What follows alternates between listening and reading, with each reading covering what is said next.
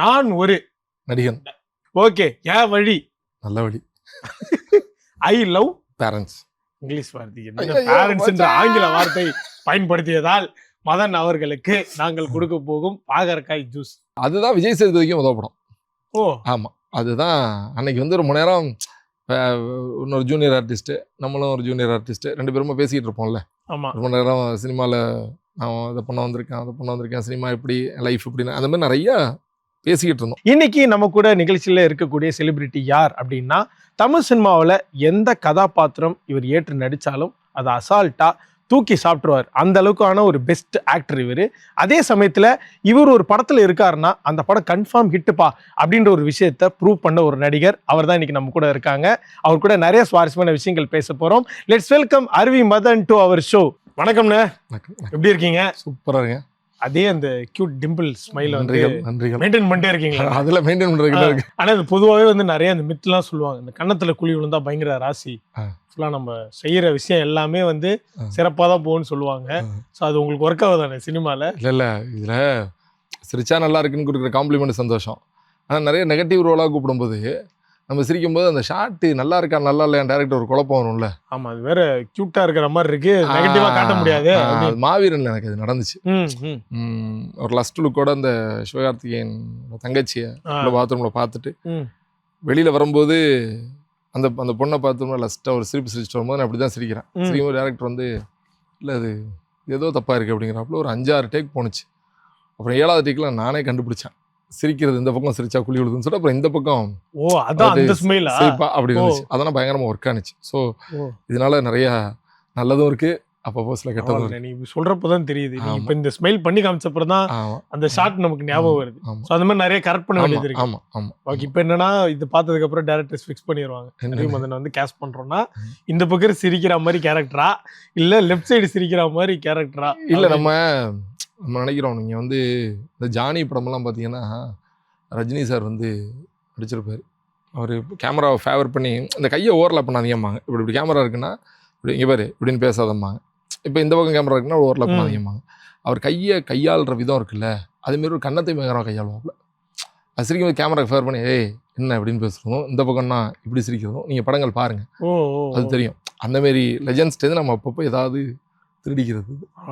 பயங்கர ஒரு இன்புட்டா இருக்கு, பலர்னு அரைஞ்ச மாதிரி இருக்கு.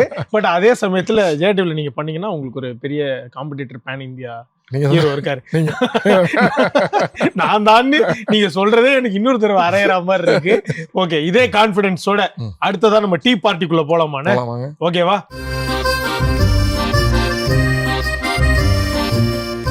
உங்களுக்காக நிறைய டீ இங்க இருக்கு. Matcha tea, masala tea, mint tea, ginger tea, sencha tea, black tea இருக்கு. எல்லா டீக்குள்ளயும் ஒரு சர்ப்ரைஸ் உங்களுக்காக இருக்கு. ஓகேவாண்ணே? ஸோ அதில் வந்து நாங்கள் ஒரு சில விஷயங்கள் உங்களுக்கு வச்சிருக்கோம். ஃபர்ஸ்ட் நீங்க எந்த டீன்னு சூஸ் பண்ணுங்க, அதில் என்ன இருக்கு அப்படின்றத நம்ம பார்ப்போம். பிளாக் டீ ரெகுலராகவே பிளாக் டீ தான். நான் பிளாக் காஃபி இப்போ கொஞ்ச நாளா பிளாக் டீ அது ஒரு மாதிரி வீட்டில் போட்டு குடிக்கிறது. பிளாக் காஃபி தான். அதனால இது டீ பார்ட்டின்றதுனால பிளாக் டீ ஃபர்ஸ்ட் சூஸ் பண்ணிருக்கீங்க. உங்களுக்காக வந்த பொருள் பேட்டரி. ஓகேவா?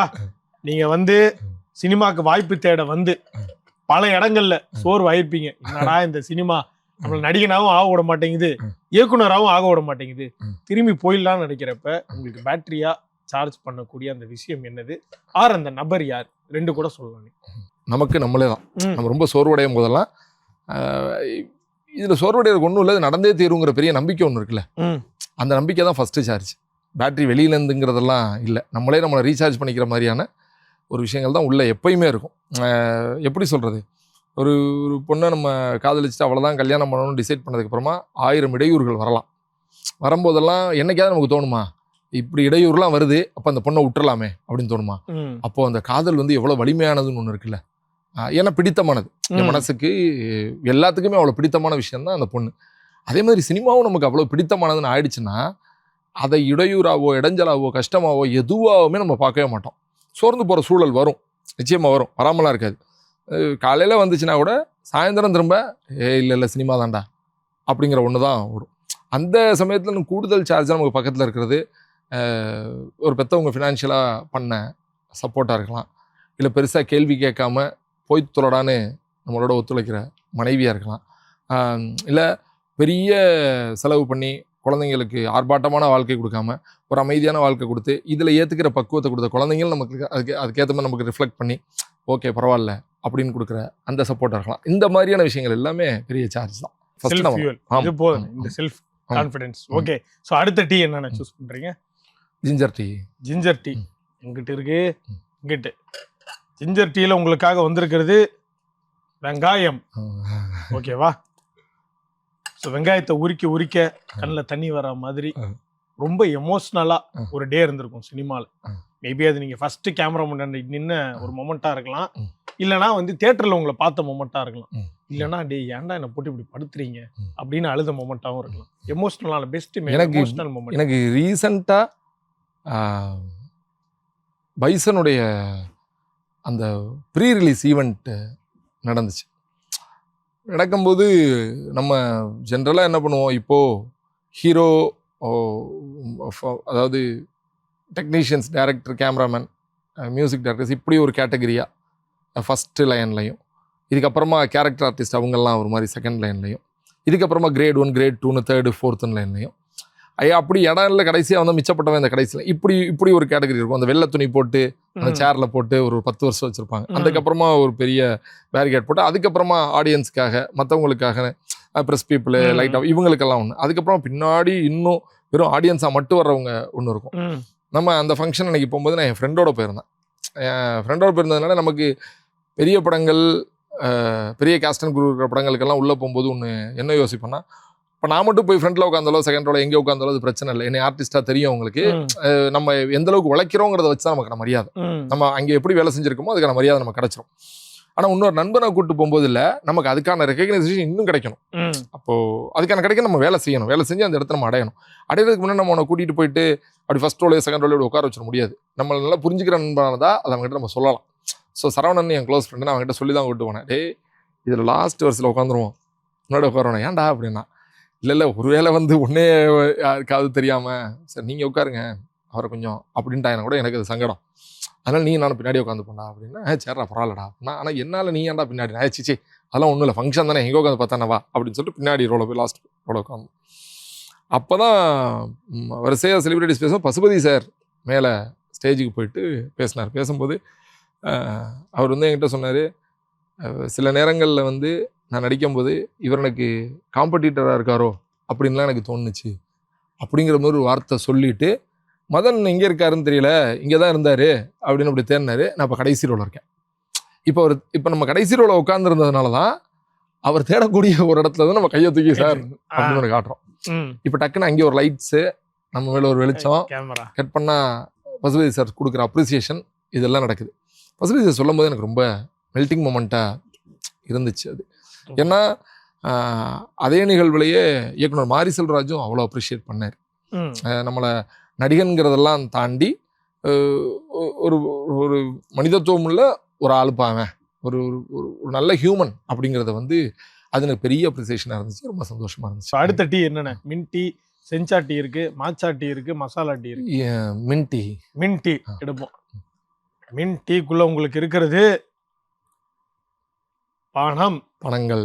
ஓகே, அண்ணா நீங்க முதல்ல வாங்கின சேலரி எவ்வளோண்ணே சினிமாவில்? 250 ரூபா. எந்த படத்துக்கு? எங்க? டிஷ்யூம் படம் இருக்கு இல்லையா, டிஷ்யூம் வந்து ஜீவா சார் நடிக்கிறதுக்கு முன்னாடி பிடிச்சிருக்க அசோக், இந்த முருகாலாம் நடிச்சாப்புல அசோக்னு, ஆமாம், அவரை வச்சு எடுத்தாங்க. டிஷ்யூம் படத்தை வந்து அவர் தான் ஹீரோவா வச்சு அவரை வச்சு எடுத்தாங்க. ஒரு 10 நாள் ஷூட் பண்ணிச்சு. அதில் அப்பாஸ் சார்லாம் நடிச்சிருப்பாரு. அதுதான் எனக்கு முதல் படம். அந்த படத்துக்கு போகும்போது 250 ரூபா கொடுத்தாங்க. அது வரல, அந்த படம் வரல. ஓகே, அதில் ஏதாவது மறக்க முடியாத விஷயம் வாங்கினது ஏதாவது ஞாபகம் இருக்கா? மறக்க முடியாத விஷயமெல்லாம் இல்லை, அதுதான் விஜய் சேதுபதிக்கும் முதல் படம். ஆமாம், அதுதான். அன்னைக்கு வந்து ரொம்ப நேரம் இன்னொரு ஜூனியர் ஆர்டிஸ்ட்டு, நம்மளும் ஒரு ஜூனியர் ஆர்டிஸ்ட்டு, 2 பேருமே பேசிக்கிட்டு இருப்போம்ல. ஆமாம், ரொம்ப நேரம் சினிமாவில் நான் அதை பண்ண வந்திருக்கேன், சினிமா எப்படி, லைஃப் எப்படின்னு, அந்த மாதிரி நிறையா பேசிக்கிட்டு இருந்தோம். அதனால அந்த நாள் வந்து ஞாபகம் முடியாத நாள். ஆமாம், சூப்பர்ண்ணே. நிறைய விஷயங்கள் வந்து ஒரு மாதிரி நாஸ்டால்ஜிக்கா பகிர்ந்துக்கிறீங்க. அடுத்ததா வந்து செஞ்சா டீ, மாச்சா டீ,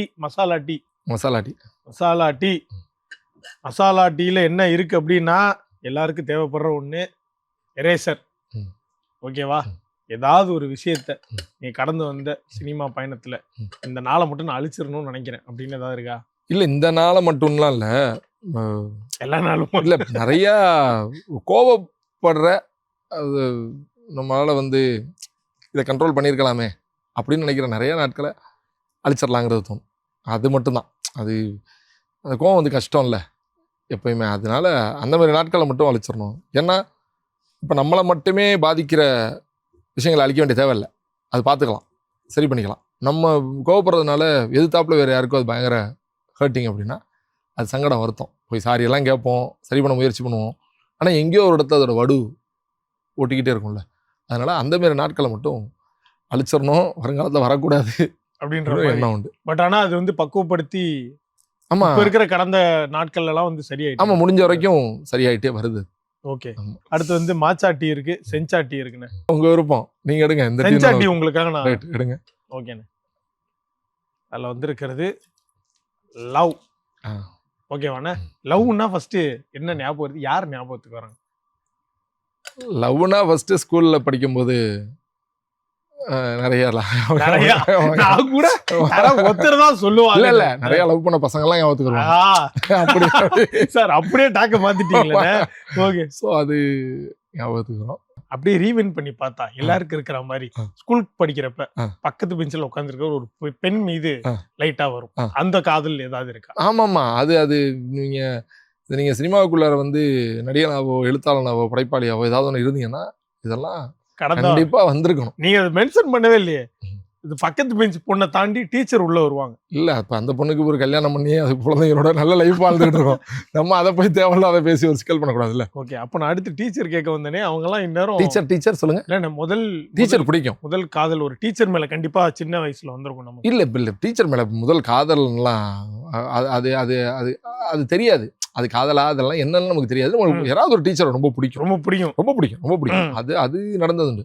அதை காதலா என்னால வகைமைப்படுத்த முடியல. என்னால எனக்கு அப்படி தோணல. ஓகே, அதை விட்டுருக்கு. ஸ்கூல் விட்டு ஒரு வாலிப வயசுக்கு வரப்ப வாலிப படங்கள்ல பார்த்தா மாதிரி ஒரு ஸ்லோ மோஷன்ல இல்ல. அப்போ வந்து எனக்கு பெருசா, ஏன்னா அந்த பள்ளி பருவத்துல இருந்து ரொம்ப நாள் அந்த தாக்கத்திலேயே இருந்தோம். ரொம்ப நாள் அந்த தாக்கம், ரொம்ப வருஷம் அந்த தாக்கத்திலேயே. பள்ளி பருவத்துல ஏதோ ஒரு டிஸ்டர்பன்ஸ் இருக்கும்ல, அந்த தாக்கம் ரொம்ப நாள் இருந்துச்சு. அதுக்கப்புறமா இப்போ நான் திருமணம் பண்ணியிருக்க மனைவி தான். அவ மேல கொண்ட காதல் தான் அந்த பருவத்துல தொடங்கி கல்யாணத்துல முடிஞ்சு நல்ல சிறப்பாக ஒரு வாழ்க்கை. அழகா ஒரு எமோஷனலான ஒரு ஹாப்பி மூமெண்டா வந்து முடிச்சிட்டீங்க. பட் சினிமால ஒரு ஆளா இருக்கிறப்போ, வெளியில ரசிகர்களா இருக்கிறப்போ, நாங்க வந்து இந்த தொடர்ந்து ஒரு சில நம்ம பார்த்து ரசிச்ச கப்பிள்ஸ் டிவோர்ஸ் பண்றப்ப நமக்கு கஷ்டமா இருக்கு. அந்த மாதிரி விஷயங்கள் தொடர்ந்து நடக்கிறப்ப உங்களுக்கு என்ன? அது பெயின்ஃபுல் தான், அது கஷ்டம் தான். அது என்ன தோணும்னா, அட்லீஸ்ட் டிவோர்ஸ்னு ஒரு முடிவுக்கு போயிடாம கொஞ்ச நாள் செப்பரேஷனாக நம்ம வாழ்ந்து பார்க்கலாம். உன்னால் என்னை விட்டு, என்னால் உன்னை விட்டு, இல்லை நம்மளால் குழந்தைங்களே மேனேஜ் பண்ண முடியுமாங்கிறத அட்லீஸ்ட் ஒரு 10 வருஷமோ 8 வருஷமோ வாழ்ந்துருப்பீங்க. ஒரு 2 வருஷமோ அது அப்படி செப்பரேஷனோட இருந்து பார்த்து தொலைச்சிட்டு, அப்பையும் முடியலப்பா, அப்படியே தான்ப்பா இருக்கு, உன்னை என்னால் சகிக்க முடியல, என்னை உன்னால் சகிக்க முடியலங்கிற இடம் வந்துட்டா சரி, இதுக்கு தீர்வு டைவர்ஸ் தான். இதை இவங்க போய் நீங்க உள்ள போய் கவுன்சிலிங் கொடுக்குறேன் அது இதுன்னு எவனோ ஒருத்தன் பண்றான்ல, 3ஆவது மனுஷன், அதை நம்மளே டிசைட் பண்ணி பண்ணலாம்ல அப்படின்னு தோணும். எனக்கு தோணும். லாஸ்டா இருக்கிற டீ மாச்சா டீ, ஓகேவா? அது ஒண்ணுதானே இருக்கு. அதுல வந்து அல்வானே, நீங்க கொடுத்த பெஸ்ட் அல்வா, நீங்க கொடுத்தது ஃபர்ஸ்ட் அப்படி கேட்போம். அடுத்து உங்களுக்கு கொடுத்தது மேபி மனைவிக்கா தான் இருக்கும். ஏன்னா எல்லா காதல் திருமணம் பண்ணவங்களுமே பொண்ணு ப்ரப்போஸ் பண்ணியிருந்தா பொண்ணுகிட்ட இருந்தோ, இல்லை நம்ம பையன் ப்ரப்போஸ் பண்ணியிருந்தா பையன்கிட்ட இருந்தோ முதல் கொடுக்கப்பட்டது அல்வாவாக தான் இருக்கும். ஓகே, ஆனால் நம்ம ஒரு பயங்கர ட்ரஸ்ட் வர்த்தியாக ஒன்று சொல்லுவோம்ல, நீ மட்டும் அக்செப்ட் பண்ணினா நான் உன்னை மட்டும் இல்லை உன் குடும்பத்தில் எல்லாத்தையுமே நல்லா பார்த்துப்பேன் ஒன்று சொல்லுவோம்ல, அதெல்லாம் நிறைவேற்றுறமா அப்படின்னா அவங்களோட அட்லீஸ்ட் நம்ம நல்லா பேசிக்கிட்டு, நல்லா இருக்கீங்களா, எப்படி இருக்கீங்க, நம்ம வீட்டுக்கு வந்தால் நல்லா ரிசீவ் பண்ணிக்கிட்டு, அது இருந்தால் அதுவே பெருசுப்பா அப்படிங்கிற மாதிரி தான் இருக்கு. ஏன்னா என் ஒய்ஃப்ட கூப்பிட்டு உங்களுக்கு ஒரு அல்வா கொடுத்துருக்காரா அப்படின்னு கேட்டா கிலோ கணக்கில் கொடுத்துருக்காரு. அவ்வளோ வசனங்கள் பேசுனீங்க அப்படின்னு கேட்பாங்க. ஆமா, அது நம்ம வந்து இப்போ நம்ம அம்மா அப்பாட்ட கூட ஜென்ரலாக சொல்லுவோம், நான் அதை பண்ணுறேன் இதை பண்ணுறேன் லைஃப்பில் இதெல்லாம் அச்சீவ் பண்ணிடுவேன் இப்படிலாம் நிறைய நம்ம சொல்லியிருப்போம். அது ஒரு ஆசையில் சொல்கிறது. இதில் வந்து எனக்கு செல்ஃப் பெனிஃபிட்னு எங்கள் அப்பா அம்மாட்ட இருந்து ஒன்றும் கிடையாது. இது சொல்கிறதுனால என்னோட தேவை எதுவும் தீர்ந்து போயிடணும்னு கிடையாது. ஆனால் காதல் பண்ணும்போது எதையெல்லாம் போட்டு இந்த பிள்ளையை கரெக்ட் பண்ணணுமோ கரெக்ட் பண்ணிடணுங்கிற ஒன்று சொல்லுவோம்ல, அப்படி கொடுக்க போகிறது எல்லாமே அல்வா தான். அந்த மாதிரி வந்து அந்த மாதிரி நிறைய எக்கச்சக்கமா இருக்கு. நீங்க வாங்கினது? நான் பொதுவாக எல்லாத்தையும் நம்புகிற பழக்கம் உள்ள நம்புறேன்னா என்ன சொல்கிறது, நீங்கள் எமோஷ்னலாக ஏதாவது ஒன்று சொல்லிட்டீங்கன்னா அப்படியா அப்படின்னு கேட்குற ஒரு கட்டத்துக்கு மேலே தப்புன்னு கூட தெரியும், சரி என்ன பண்ணுறது போ அப்படின்னு போயிடுறது தான், அவ்வளோதான். அந்த மாதிரி வந்து அது கிடச்சிக்கிட்டே தான் இருக்குது, கொடுத்துக்கிட்டே தான் இருக்காங்க. ஆமாம்மா, தொடர்ந்து அது ஒன்றும் சங்கடமாலாம் இல்லை, வருத்தமாக இல்லை, அது நிறைய நடக்குது. ஸோ டீ பார்ட்டி சக்ஸஸ்ஃபுல்லி நிறைவு பெற்றுச்சு.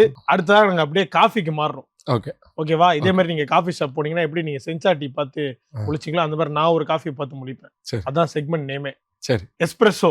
சரி, ஓகேவா? அந்த மாதிரி உடனே பதில் சொல்ற மாதிரியான ஒரு செக்மெண்ட். நான் கேட்கிற கேள்விக்கெல்லாம் ஒரு டேஷ் மட்டும் அந்த சென்டென்ஸ்ல கொடுப்பேன். ஓகேவானே? அதோட ரூல்ஸ் என்னன்னா, சினிமா டயலாக்கா பதில் சொல்லக்கூடாது, இங்கிலீஷ் வார்த்தைகள் பயன்படுத்தக்கூடாது. அதுல நீங்க ஏதாவது ஒரு தவறு பண்ணிட்டீங்கன்னா கூட நாங்க வச்சிருக்க இந்த பாகற்கா ஜூஸ் நீங்க கொடுக்க வேண்டிய நிலைமை வந்துடும். ஓகேவா? எஸ்பிரஸோ செக்மெண்ட் போயிடலாமா?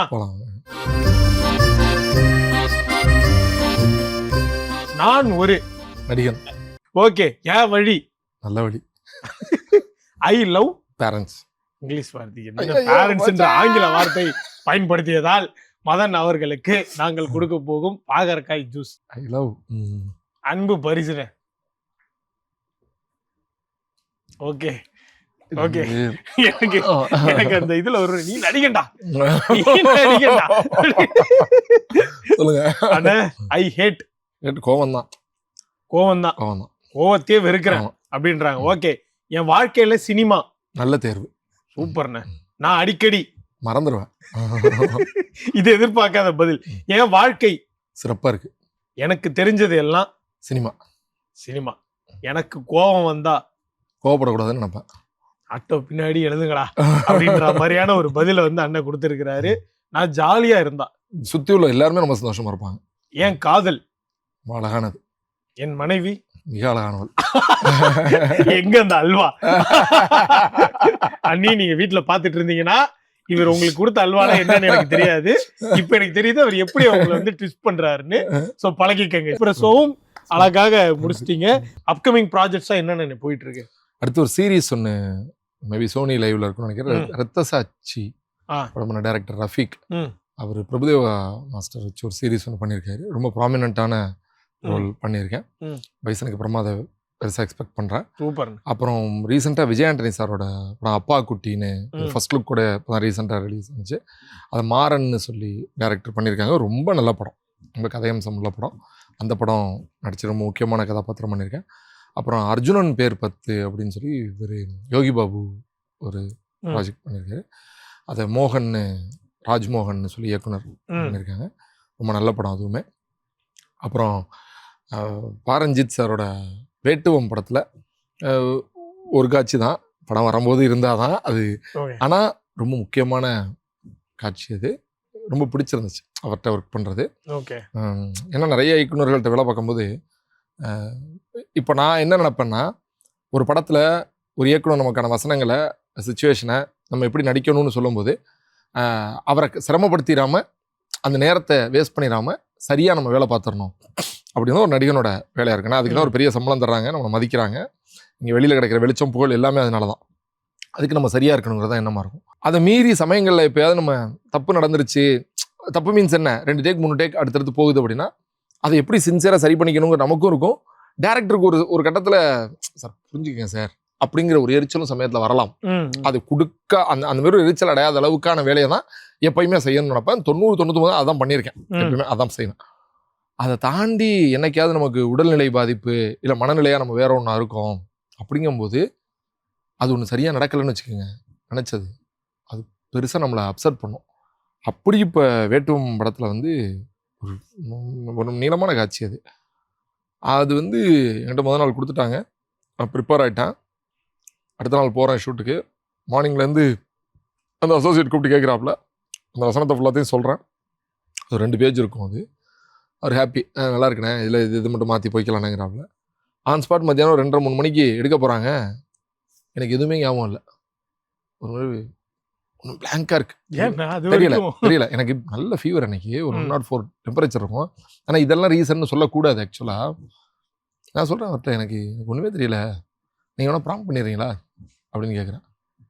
அவர் கேட்டுட்டு என்ன ப்ராம்ப்டா, அப்படி ஒரு ஐடியாவே எங்கள் இதில் கிடையாது அப்படின்னு அசோசியேட் என்கிட்ட சொல்கிறாங்க. சொல்லிட்டு அங்கே இன்னொருத்தவங்க, அவங்க பேர் தெரியல, அவங்க கோ டைரக்டர் அவங்க வந்து சொன்னாங்க, இல்லை நீங்கள் பயங்கர கான்ஃபிடென்ட்டாக தான் சார் இருக்கீங்க, முதல்ல சொல்லிட முடியும், என்கரேஜ் பண்ணுறாங்க, பயங்கர புஷ் பண்ணுறாங்க.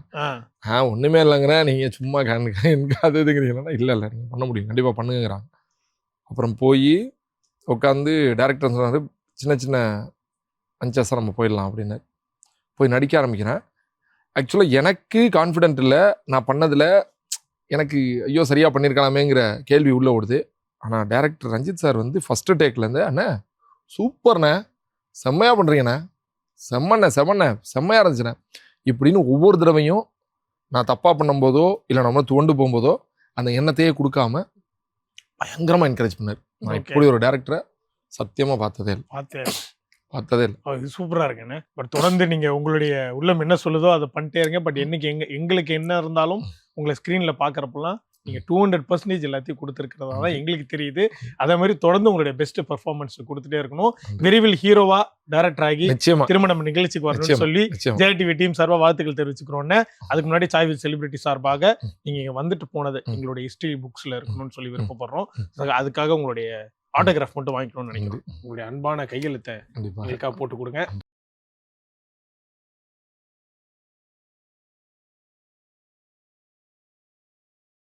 இது வந்து நாங்க பத்திரமா வச்சுக்க போறோம். ஆக்டர் அருவி மதனா இங்கேருந்து போறவரு ஹீரோ அருவி மதனாகவும் டைரக்டர் அருவி மதனாகவும் இன்னொரு படைப்போட விரைவில் இங்க வரணும்னு சொல்லி விருப்பப்படுறோம். நிகழ்ச்சிக்கு வந்ததுக்கு ரொம்ப நன்றிண்ணே. Thank you so much. நேர்களே, இன்னைக்கான சாய் வித் செலிபிரிட்டி உங்க எல்லாருக்கும் ரொம்ப பிடிச்சிருக்கும் நம்புறோம். மீண்டும் இதே மாதிரி ஒரு சூப்பரான செலிபிரிட்டி கூட ஒரு சூப்பரான சாய் வித் செலிபிரிட்டி ஷோ மூலமாக நான் வந்து உங்களை சந்திக்கிறேன். அதுவரை உங்களிடம் இருந்து விடைபெறுவது உங்கள் Karthik Ramadurai. Ta-ta, bye by.